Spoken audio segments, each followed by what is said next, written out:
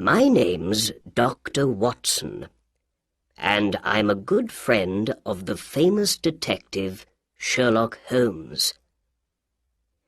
2 days after Christmas last year, I went to his house at 221B Baker Street. I wanted to say Happy Christmas to him.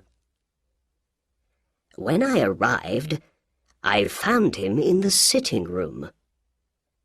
He was by the window with some newspapers next to him. There was an old hat on a chair near him, and he had a magnifying glass in his hand.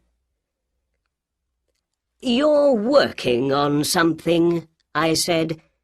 "Shall I go?" "No," said Holmes.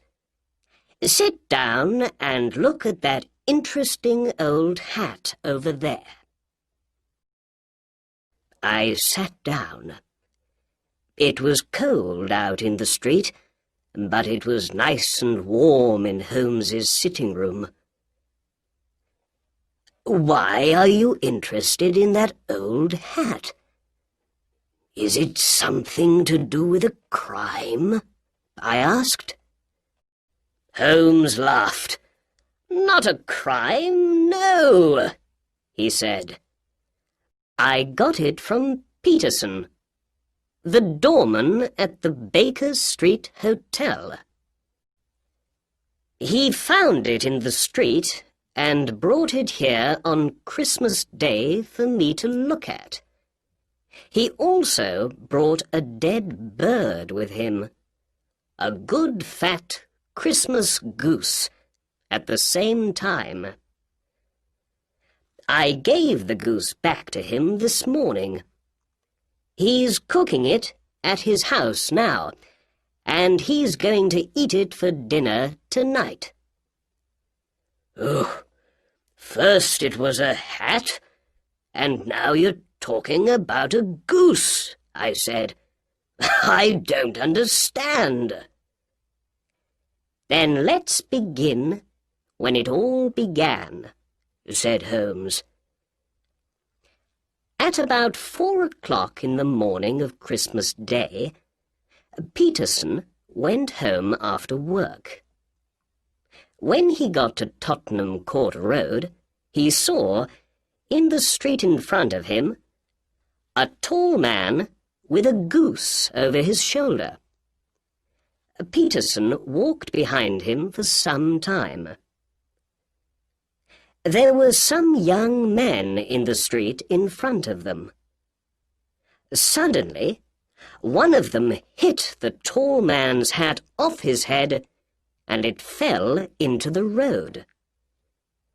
Then the tall man tried to hit the young man with his walking stick, but by accident he broke the window of a shop behind him.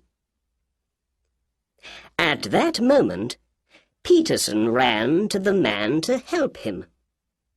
But the tall man ran away. Perhaps he felt bad about breaking the shop window.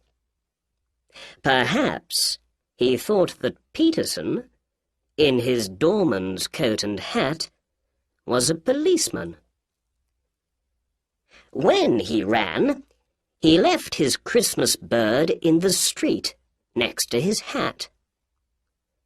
The young men ran away at the same time. So Peterson took the goose and the hat home with him, and the next day he brought them here.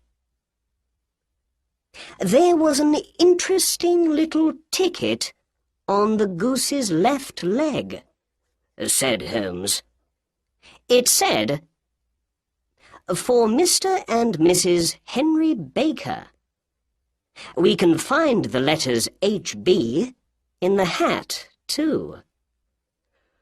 "Oh, so the owner of the hat and the goose is called Henry Baker," I said. "Yes," answered Holmes.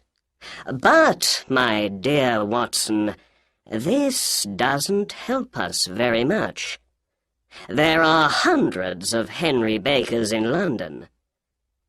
I gave the goose back to Peterson this morning, he went on, and I said to him, "Have this for your dinner." I didn't want it to go bad, you know.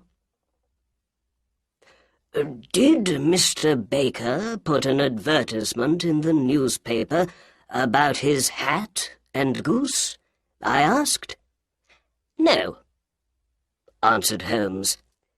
Then how can we find him?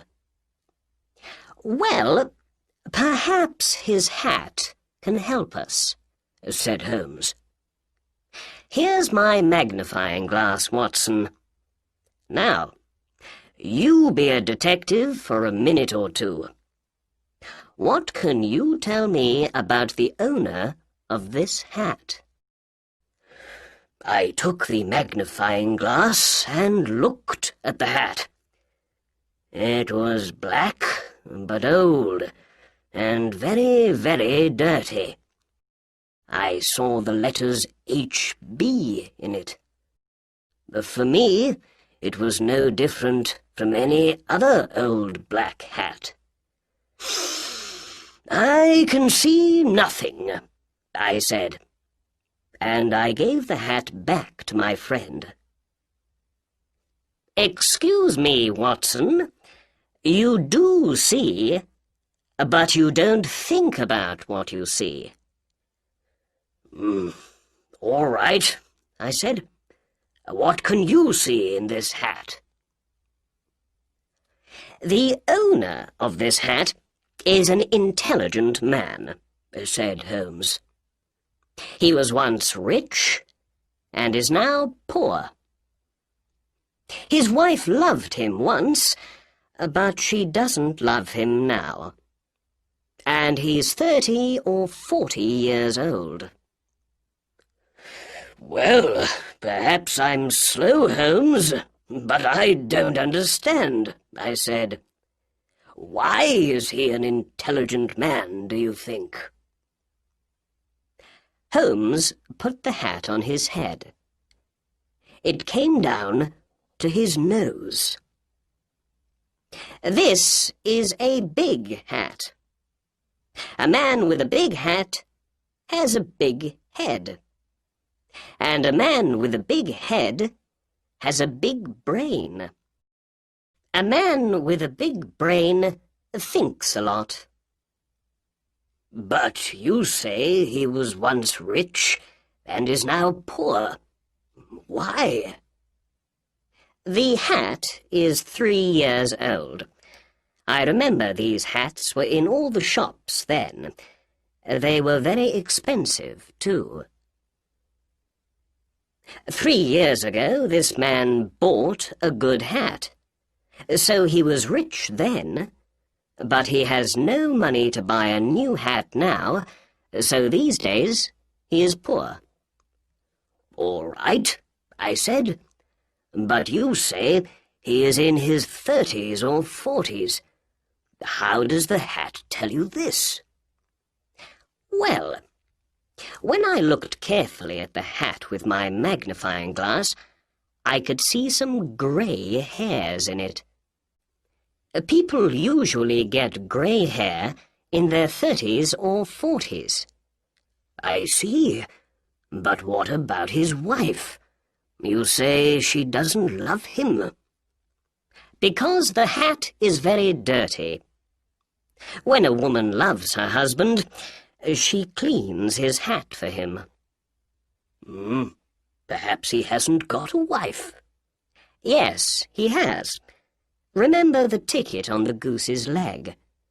Ah, yes, I said. You have an answer for everything. At that moment, the door opened, and Peterson, the hotel doorman, ran into the room. He looked very excited. "The goose, Mr. Holmes! The goose!" he said. "What's the matter with the goose?" asked Holmes. Did it come back from the dead and fly off through the kitchen window? No, Mr. Holmes. My wife found this in the bird. Peterson opened his hand. There was a beautiful blue diamond in it. Chapter 2. The Blue Diamond.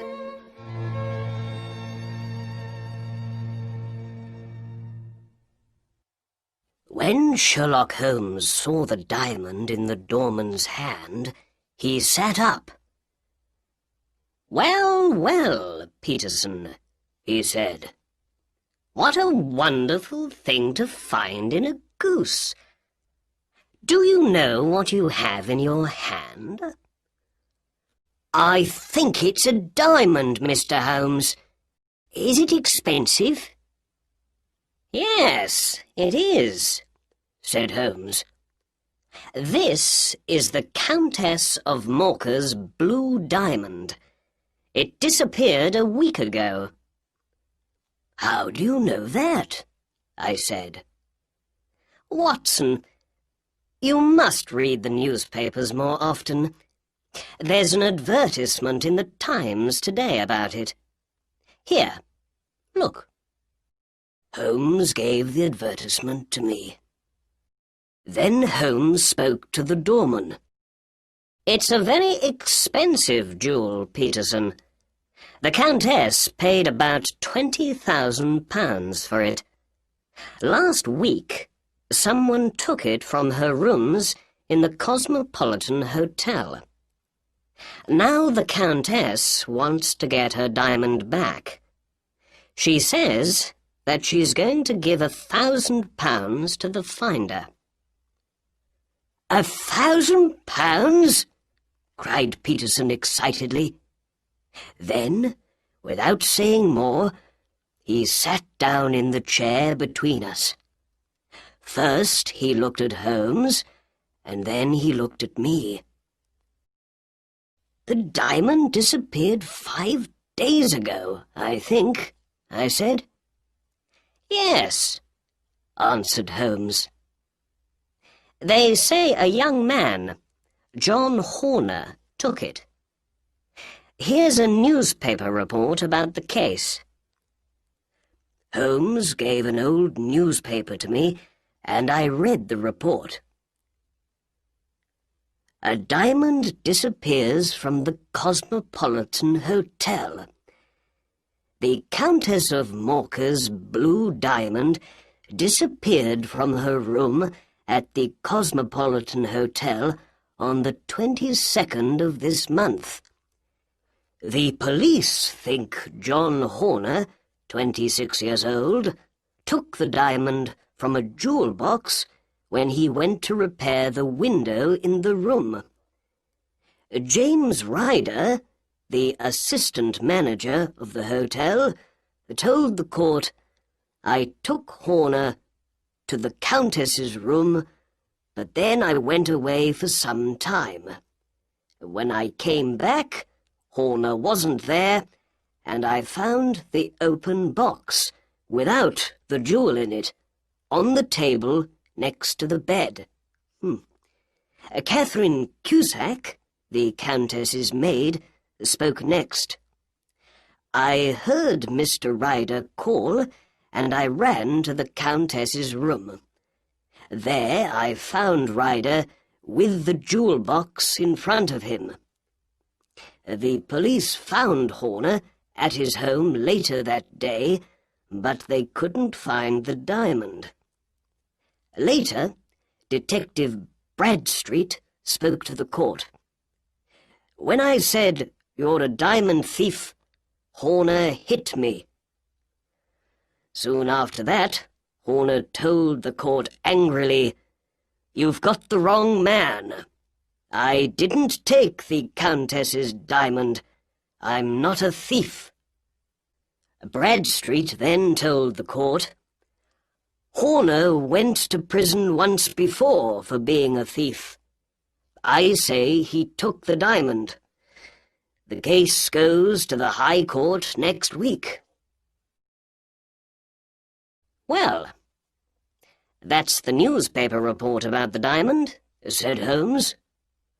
"Now we need to understand how the jewel left the Countess of Morcar's room in the Cosmopolitan Hotel and arrived in Tottenham Court Road in a goose. You see, Watson, there is a crime in this case. Here's the diamond. The diamond came from the goose, and the goose came from Mr. Henry Baker, the man with the old hat. I know you felt a little bored when I told you all about Mr. Baker, but now we must find him. Where and how does he come into the case of the blue diamond? The answer to these two questions is most important." "But how can we find him?" I asked. "Through a newspaper advertisement," answered Holmes. He took a pen and began to write. "Did you lose a goose and a black hat some days ago in Tottenham Court Road? Are you called Henry Baker? Please come to 221B Baker Street this evening at 6:30 to get your things." "There. That says it all, I think," said Holmes. "Yes, but is he going to read it?" I asked. "Yes, Watson, I think he is. He's a poor man, remember? At the time he was afraid because of his accident with the shop window, but now I believe he feels very sorry about running away and thinks, 'Why did I leave that bird in the street?' Perhaps he looked for a newspaper advertisement about it yesterday. I think he's going to look again today, too. What's more, we've got his name in the advertisement, so I believe his friends are going to see it and tell him about it." "Yes, I see," I said. Holmes gave some money to the doorman and said, "Peterson, please go down to the newspaper offices and put this advertisement in all the evening newspapers." "Very good, sir. And shall I leave the diamond with you, sir?" "Yes, Peterson. And I say, Peterson, after you leave the newspaper offices, can you buy a goose and bring it back here? We need a new bird for Mr. Henry Baker when he comes. Your family is eating the old one for dinner today, so he can't have that." The doorman went out of the door and down the street. Chapter 3. Mr. Henry Baker.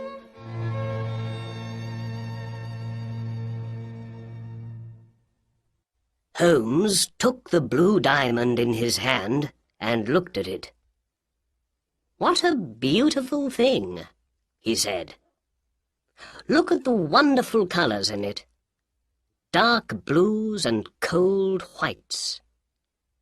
All big jewels make people into thieves and killers in the end.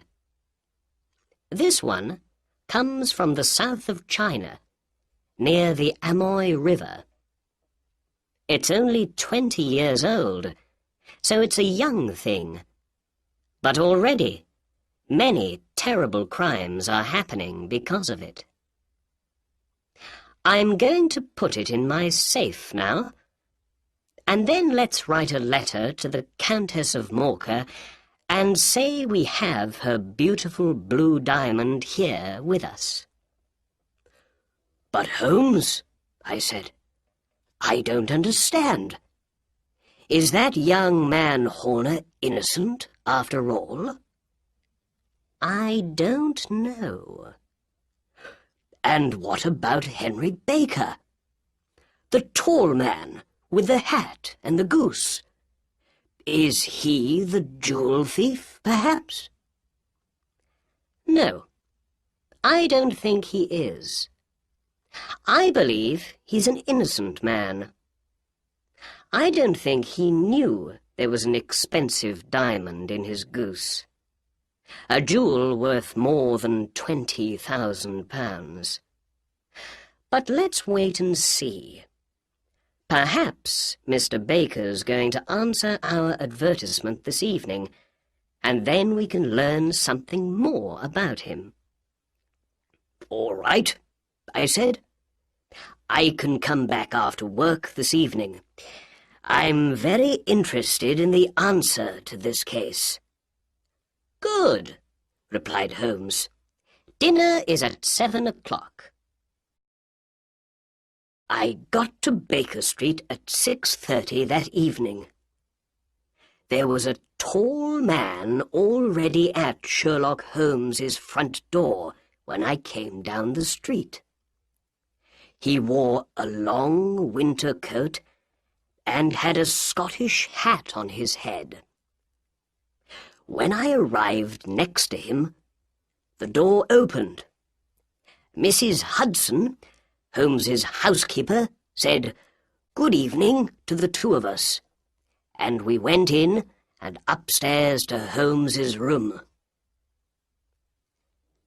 "Mr. Henry Baker, I believe," said Holmes to the man when he came in.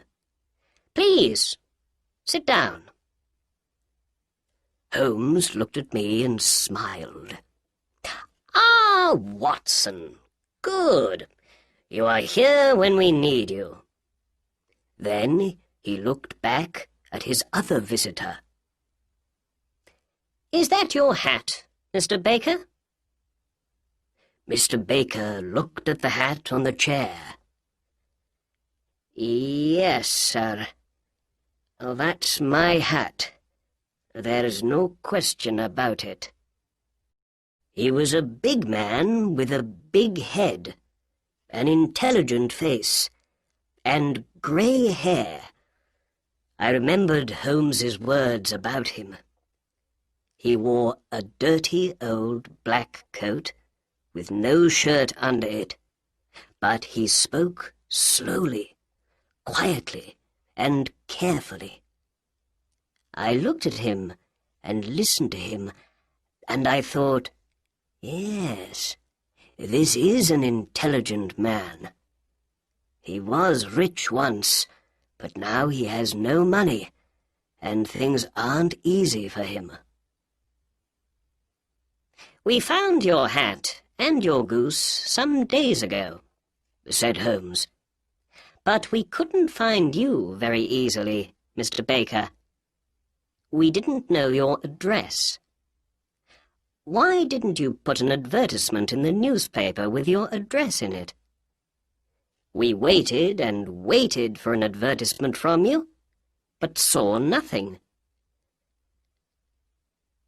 Mr. Baker smiled. "Oh, I'm sorry. Advertisements are expensive, and I haven't got a lot of money these days. I had once, but not now," he went on. "And, well, I thought those young men in Tottenham Court Road had my hat and my goose, and I didn't want to put an expensive advertisement in the newspaper for nothing." "I understand," said Holmes. "Now, before we say more, I must tell you something about your goose, Mr. Baker. I'm sorry, but, well, we ate it yesterday, you know." "You ate it?" said our visitor, and he stood up excitedly. "Yes. Well, we didn't want it to go bad, you see. But we bought a nice new goose this morning for you. It's on the table there, by the door, Is that all right for you?"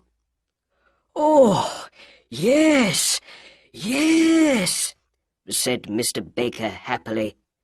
He sat down again. "And let's see.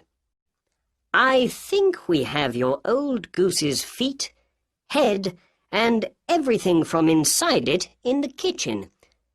Do you want those?" The man laughed. "No, no," he said, "but I'd like to take that nice new goose home with me. Thank you very much." Sherlock Holmes looked at me with a little smile. "Very well," he said to Mr. Baker. "There is your hat, and there is your bird. Please take them. Oh, and before you go, can you tell me something? Where did you get your goose? I know a lot about geese, and that was a very good bird, I can tell you." "Well, sir," said Baker. He stood up and took his hat and the goose in his hands.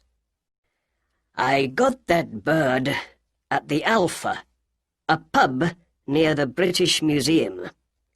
This year, the owner of the pub, Mr. Windigate, began a goose club. Every week, we all put 5 or 6 pence into a money box, and at Christmas time, we all had the money for a goose." With that, he said good-bye and left. "Well," said my detective friend, "that answers one question. Mr. Baker is not our diamond thief. Are you hungry, Watson?" "Ooh, no, not very." "Let's eat later, then. We must go to the Alpha at once. We need to speak to Mr. Windigate tonight."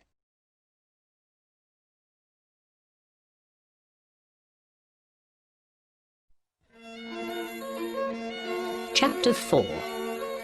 To Mr. Breckenridge's.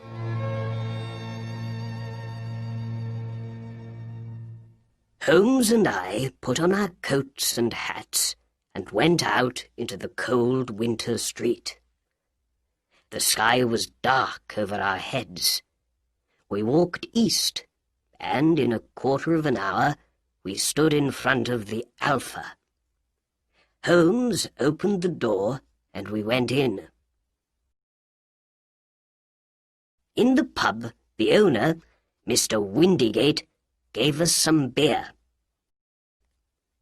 "Is this beer good?" Holmes asked him. "I ask because I know your geese are very good. Mr. Henry Baker told us all about your goose club." "Oh, yes, but those geese weren't our geese. They came from a man with a little shop in Covent Garden. Breckenridge is his name." "Thank you, my good man," said Holmes. We paid for our beer and drank it. Then we walked out of the warm pub and into the cold night again. "Now for Covent Garden," said Holmes, and we walked down the street past the British Museum.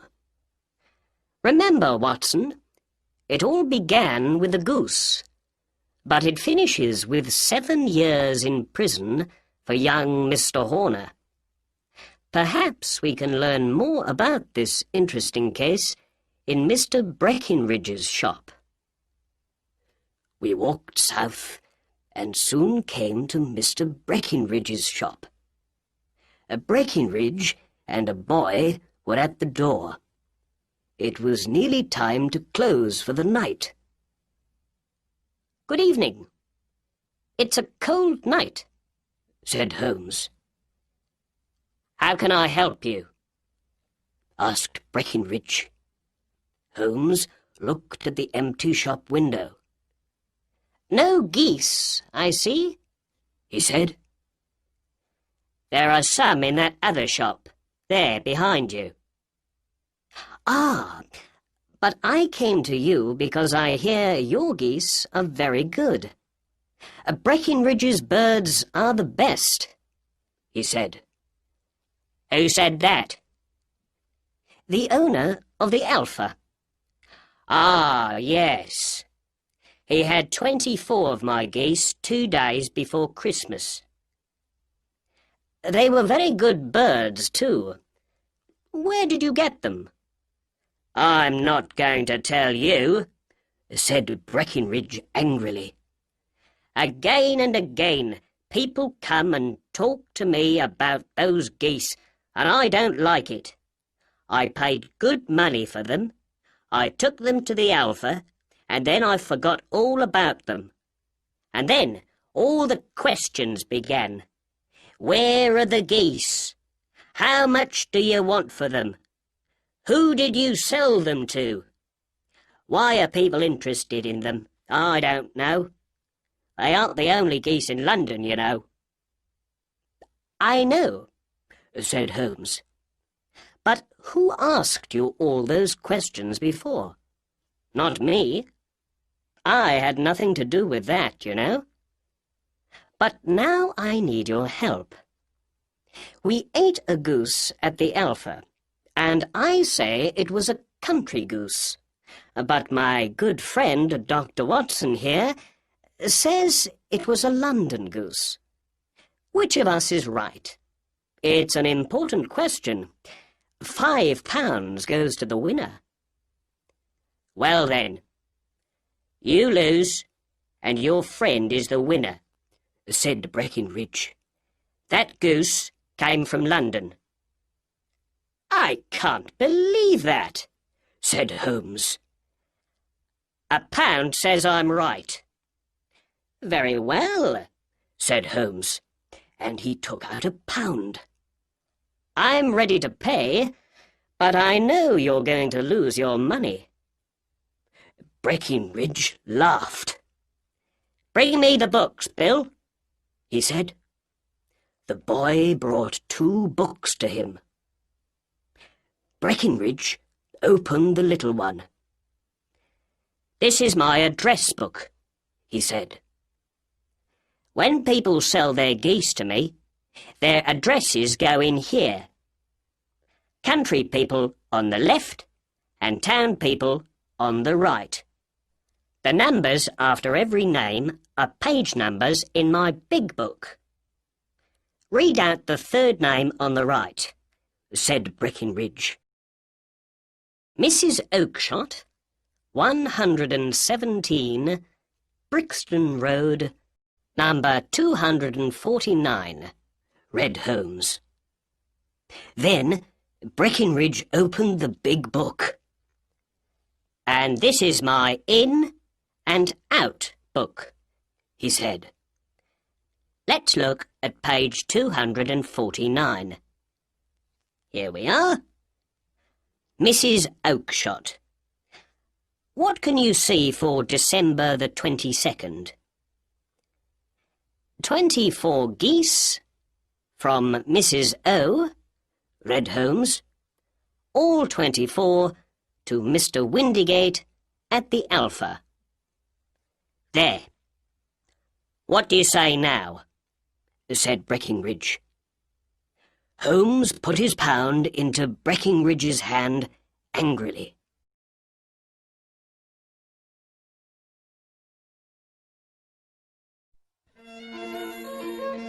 Chapter 5. A Weak Little Man.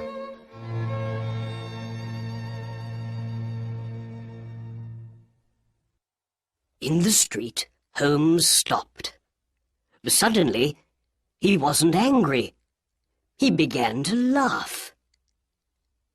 You see, Watson, he said, Breckenridge didn't want to tell me Mrs. Oakshott's name and address at first. But later, when he saw he could easily get £1 from me, he told me everything. And he said something very interesting when he got angry. Did you hear? other people are asking questions about those geese. Suddenly, there was a lot of noise from Mr. Breckinridge's shop behind us. We looked back at it. Breckinridge stood, tall and angry, in front of his shop door. A weak little man stood in front of him in the street. "Look, you!" Breckinridge shouted. "I don't want to hear any more about those geese. Mrs. Oakshott can come and speak to me when she wants, but not you. You have nothing to do with it. Did I get the geese from you?" "No, but one was my goose, I tell you," cried the little man. "Then ask Mrs. Oakshott for it." "But she told me ask Mr. Breckinridge for it." "Well, that's nothing to do with me. I don't want to hear any more from you. Do you understand? Now go away." Breckinridge closed his shop door angrily, and the little man ran off down the dark street.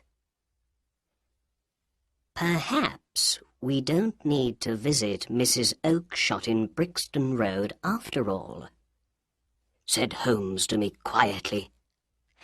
"Let's talk to that man. Perhaps he can help us." Holmes walked quickly up behind the little man and put a hand on his shoulder. The man stopped and looked back over his shoulder at us. His face was white. "Who are you? What do you want?" he asked weakly. "Excuse me," said Holmes, "but I heard your questions to that shop owner. I think I can help you." "Who are you? And how can you help me?" "My name is Sherlock Holmes, and it's my job to know things other people don't know." "But you can't know anything about this." "Excuse me, I know everything. You want to find 24 geese. Mrs. Oakshott of Brixton Road sold them to Mr. Breckinridge here. He sold them to Mr. Windygate, the owner of the Alpha, and Mr. Windygate sold them to the people in his goose club." "Oh, sir, this is wonderful. Oh, I'm very happy to meet you," said the little man excitedly. "You are right. I am very interested in those geese. Oh, more than I can say." "Why don't we go to a warm room in my house for a talk, then? I don't like standing here in the cold street." Holmes put out his arm, and a cab stopped for us. "But before we go, can you please tell us your name?" The little man looked at Holmes and then at me before he answered. John Robinson," he said.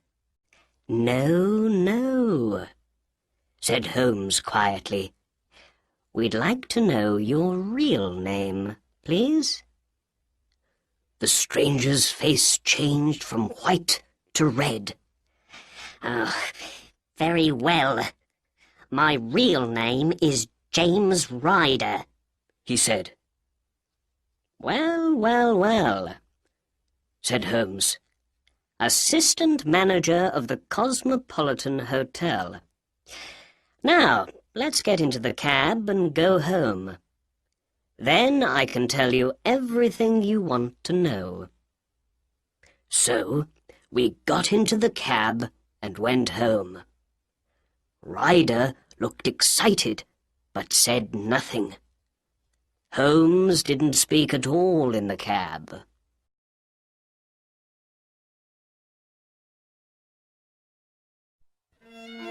Chapter 6. One or two questions.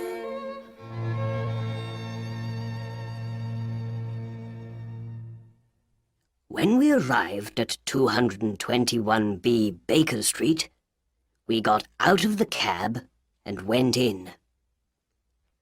Back in his sitting room, Holmes spoke at last. "Please sit down, Mr. Ryder. Now, where were we? Ah, yes. You want to know what happened to those 24 geese. Or perhaps, what happened to one of those geese. You are interested in only one bird, I think. A white goose with a black tail." "Oh, sir," Ryder said excitedly. "Where did that bird go to?" "It came here. And it was a most interesting bird. We found something in it after it died. The most wonderful thing. Here it is." Our visitor stood up weakly. Holmes opened his safe and took out the blue diamond. In his hand it was cold and beautiful. Ryder looked at the jewel, but said nothing. Holmes spoke for him. "We know it was you, Ryder," he said. "Sit down and have a drink. You look very weak." I gave Ryder a drink. He sat down and drank it quickly and looked at Holmes. I saw he was afraid. "You don't need to tell me much," said Holmes. "I know nearly everything about the case, but I have one or two questions to ask. How did you hear of the Countess of Morcar's blue diamond?" "Catherine Cusack, her maid, told me," said Ryder.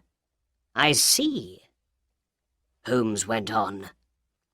"So you and Cusack wanted to get the diamond and sell it for lots of money. You asked John Horner to come and repair the window in the room because you knew of his time in prison. When he left, you took the diamond from the Countess's jewel box. Then you called the police. They came at once. Because of Horner's time in prison, they believed he was the thief. It was all very easy. Then—" "Oh, please, please," cried Ryder, now on the floor at Holmes's feet. "Think of my father. Think of my mother. I never did anything wrong before. I'm never going to do it again. Please don't tell the police. I don't want to go to prison." "Sit down in your chair," said Holmes coldly. "You're crying now, but did you feel sorry for young Horner? He knew nothing of this crime, but the police believed he was a diamond thief, and so he went to court, and he is now going to prison, all because of you." "I can leave the country, Mr. Holmes. Then, when I don't go to court, Horner can leave prison."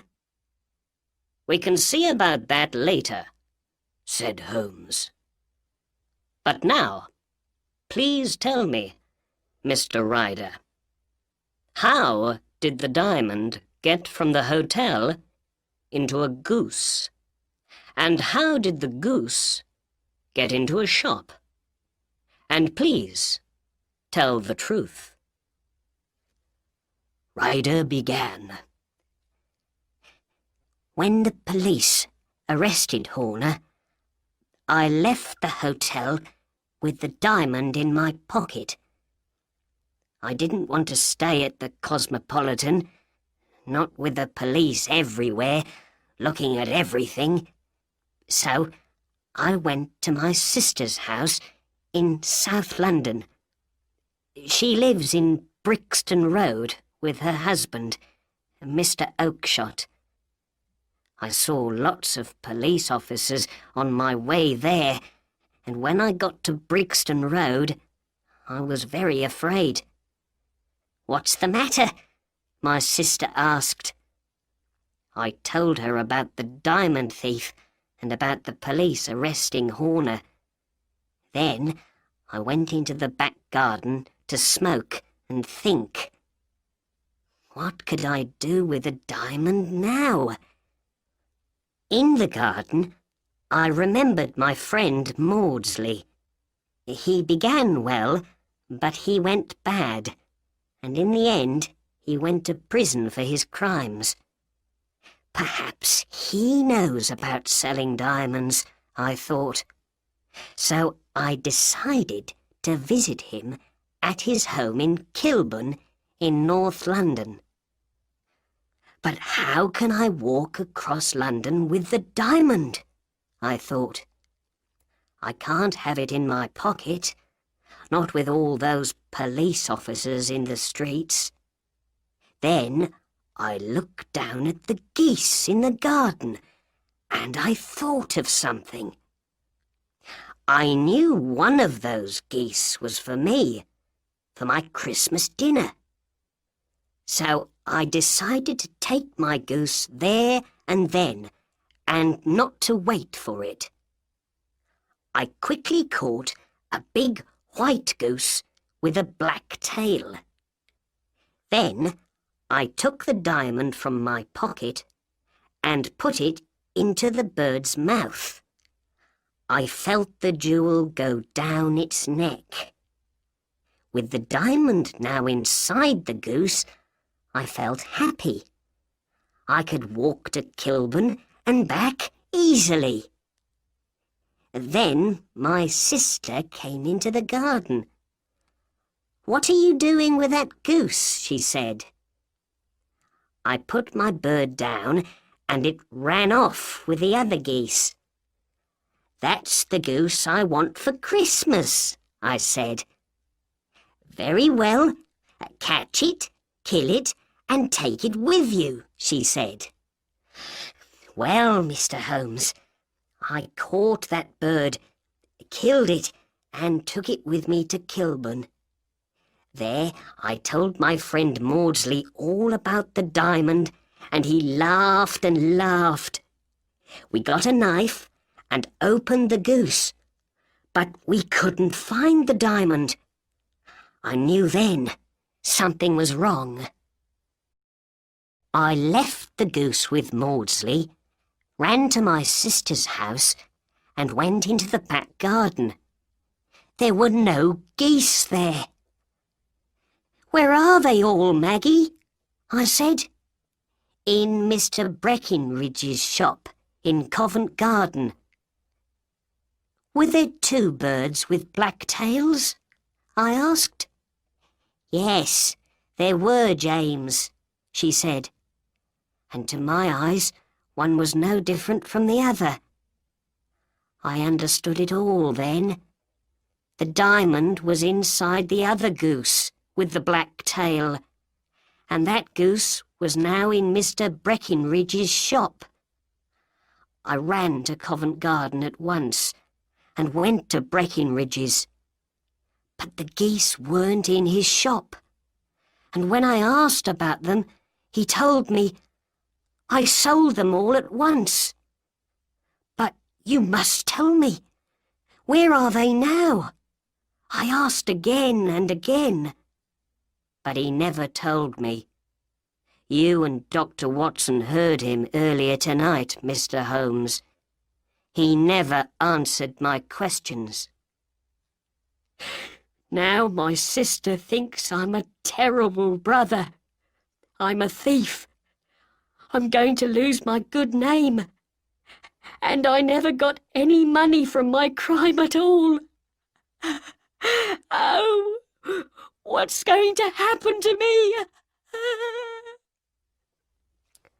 He put his head in his hands and began to cry. Holmes didn't speak for a long time. Then, in the end, he stood up and opened the door. "Get out," he said. Oh, thank you. Thank you, sir, said Ryder. "Be quiet and get out," said Holmes again. And, with that, Ryder ran out of the door, downstairs, out into the street, and away. "After all, Watson," said Holmes, "it's not my job to do the police's work for them. And young Horner's going to be all right. Ryder isn't going to go to court now.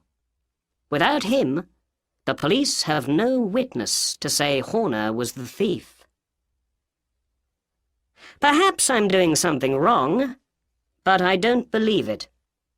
I think I'm helping Ryder to be a better man. Send him to prison now, and you make him into a thief for life. But now he's afraid. He's not going to go wrong again. We found the solution to the crime, and that makes me happy. And it's Christmas after all. And Christmas is a time to be nice to other people, I believe. And now, Watson, let's ask Mrs. Hudson to bring in our dinner."